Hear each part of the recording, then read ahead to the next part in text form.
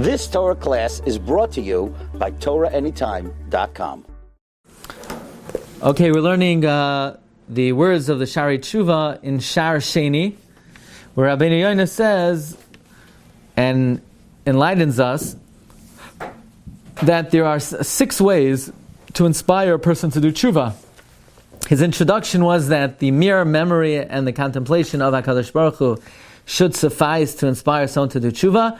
But if that doesn't work, the Rabbi Yonah gives us 6 motivations. The first one being that if a person finds himself with difficulties in life, that tsaros should inspire a person to do tshuva.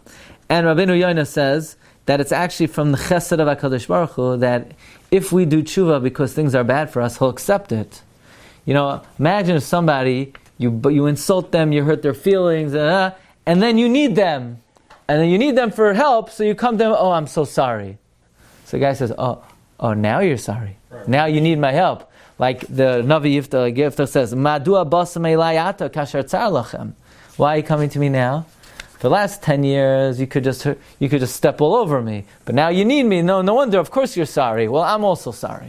You know? But it's from the chesed of Hashem that He's mekabel our tshuva, even if it's because basically we need Him. Now, Rabbi Yonah wrote that if a person does not change their ways when they have difficulty, then he's actually magnifying his sin, because he's basically being stubborn. Here God had to go out of His way to send you a message, and you're still not changing.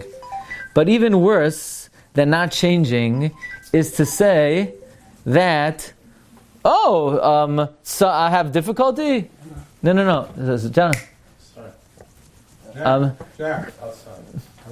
I have difficulty. Oh, that's a coincidence. It has nothing to do with my behavior. I don't know. You know, everyone has difficulty in life. Everyone has hard time.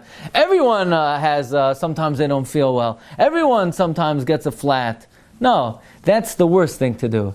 Not only, you know, a halbatzar is to say, I know God's sending me a message, I'm not ready to change. But worse than that is, no, it's not a message. Everyone experiences that. So now you're attributing it to happenstance. If you attribute it to happenstance, that sort of, that bothers Hashem even more. Okay. Now, we're going to learn Ois Gimel, which Rabbeinu Yonah writes, V'teida v'taskel, you should know and understand, Ki musar Hashem yisbarach l'toiv asa adam. The rebuke of God is for our benefit.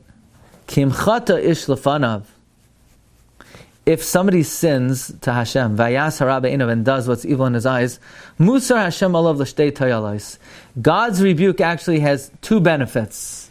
Number 1, ha'achas l'chaper al chatav u'lahaver asavoyne. The first benefit is to atone for your sin and to remove your avain. K'may shenemar, like David says in Tehillim, re'ei anyi v'amali, see my affliction and toil, v'salach al chatois. So the first benefit of tzara, is it's mechaper a person's avonos. Uv'tzachluei haguf asher chila Hashem bai, in the illness of the body that HaKadosh Baruch Hu brings on a person, yirpa chali nafshay. Through the illness of the guf, it heals the illness of the soul.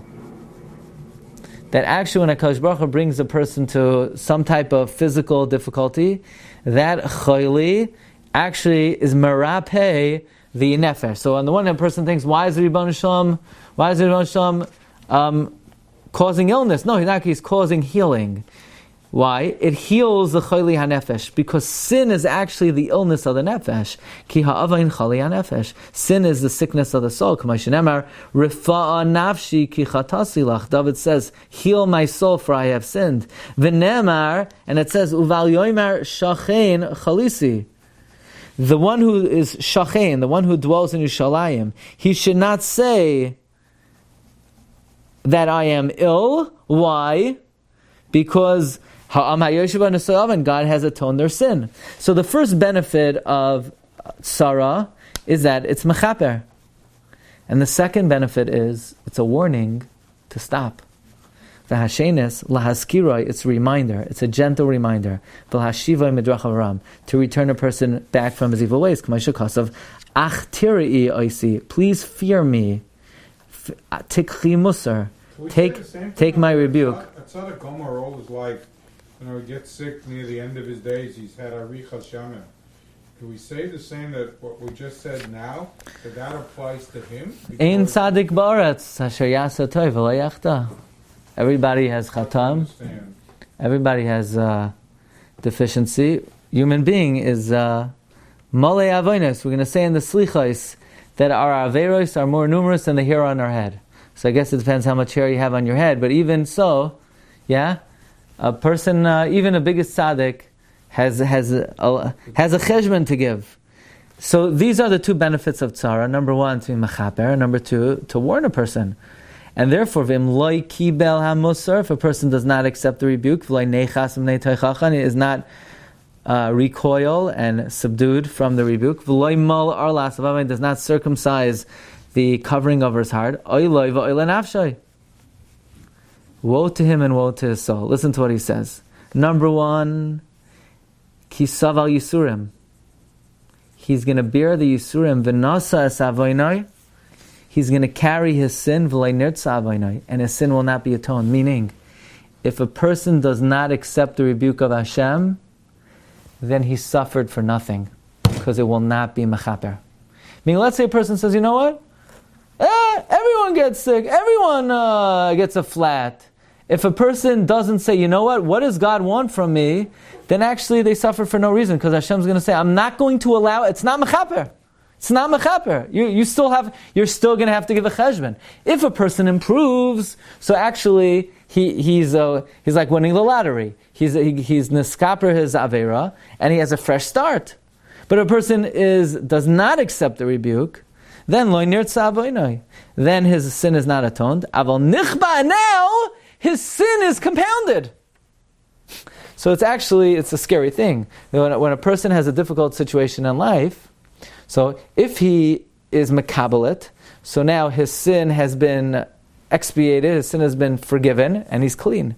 On the other hand, if a person is stubborn and says, I don't know, it's a coincidence, now not only did he suffer in vain, but actually he's going to have to deal with not only the sin, but the sin itself is magnified. Why don't we say that if somebody has, a tzara, or he has an illness, and with Hashem's help, he recovers, that the sin is not being machaped unless he gives hakar zatov to HaKadosh Baruch Hu and recognizes that the refuah. Well, now we're not talking about the refuah now. Now we're talking about the chayli itself. The chayli itself, a person has one of two choices. 3 choices. You could just say it's coincidence. That's the worst of all. Then you will have suffered in vain, and your sin is magnified. You could say, I know God's sending me a message, but I don't want to stop. So then also you suffered in vain, and the sin is somewhat magnified. The best response would be to do your best to try to change oneself as much as possible. If one does that, then the suffering was fruitful and it was mechaper one's averos. Now, even though you don't recognize. Oh, well, if you change, it means you recognize. Yeah. Look, nobody can know for sure what, we're not prophets, so we're not going to know for sure. But at the very least, to do an introspection and try to figure out, what is it? It's got to be something. Okay, Rabbi, say, have a great day. Shkoyach. You've just experienced another Torah class brought to you by TorahAnytime.com.